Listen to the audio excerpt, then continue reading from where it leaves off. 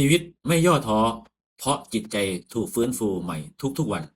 เพราะว่าถ้าเราเชื่อในพระเจ้าถ้าเราวางใจในพระองค์ชีวิตเราจะไม่ย่อท้อชีวิตเราจะถูกฟื้นฟูใหม่โดยพระองค์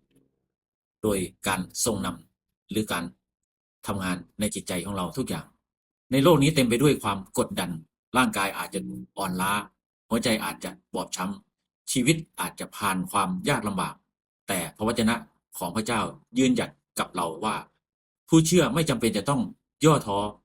เพราะแม้ว่าร่างกายภายนอกจะทรุดโทรมแต่พระเจ้าทรงฟื้นจิตใจภายในของเรา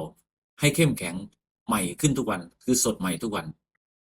มีพระคำพระเจ้ามาฝากเราด้วยนะครับเหตุฉะนั้นเราจึงไม่ย่อท้อถึงแม้ว่ากายภายนอกของเรากำลังทรุดโทรมไปแต่จิตใจภายในนั้นก็ยังคงจำเริญขึ้นใหม่ทุกวันใน2 โครินธ์บทที่4ข้อ16พระคำได้นำเราเข้ามาใกล้พระเจ้ามีอยู่3หัวข้อด้วยกันนะครับ1ผู้เชื่อมีเหตุผลที่จะไม่ย่อท้ออัครทูตเปาโลไม่ได้ปฏิเสธความทุกข์ยากแต่เลือกมองผ่านสายตาแห่งความเชื่อ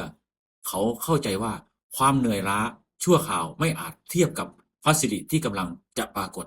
ผู้ที่อยู่ในพระคริสต์จึงยืนหยัดได้แม้กระทั่งท่ามกลางความกดดันหรือว่าปัญหาเข้ามารุมเร้าในชีวิตของเรา2กายภายนอกเสื่อมไปแต่ชีวิตภายในเติบโตขึ้นร่างกายมนุษย์ย่อมอ่อนแอไปตามเวลาแต่จิตวิญญาณของผู้เชื่อไม่ถูกจำกัดด้วยการเวลาพระวิญญาณบริสุทธิ์ทรงนำและทำงานฟื้นฟูหัวใจความคิดและความเชื่อให้เติบโตทุกวันเมื่อเราดำเนิน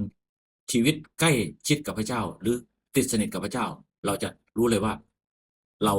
เป็นของพระเจ้า3การฟื้นฟูที่มาจากพระเจ้าเกิดขึ้นทุกวันพระเจ้าไม่ได้ทรงฟื้นฟูเราเพียงวันเดียวนะครับแต่ทรงประทานกำลังใหม่พระเมตตาใหม่และความหวังใหม่ให้เราทุกวันแม้ชีวิตเรามอบไว้ในพระหัตถ์ของพระองค์แล้วเราก็จะลุกขึ้นด้วยพลังฝ่ายจิตวิญญาณแม้ร่างกายเราจะเหน็ดเหนื่อยหรือทรุดโทรมไปแต่ว่าจิตใจภายในของเราก็คือกายภายในก็คือพระวิญญาณครับ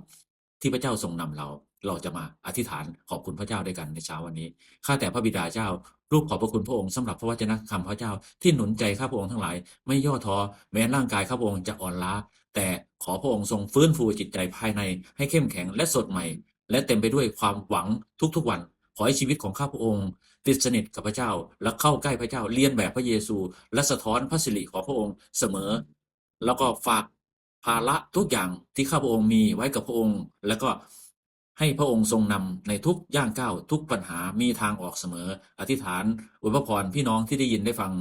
จึงอธิษฐานในพระนามพระเยซูคริสต์เจ้าเอเมนครับขอพระเจ้าอวยพรครับ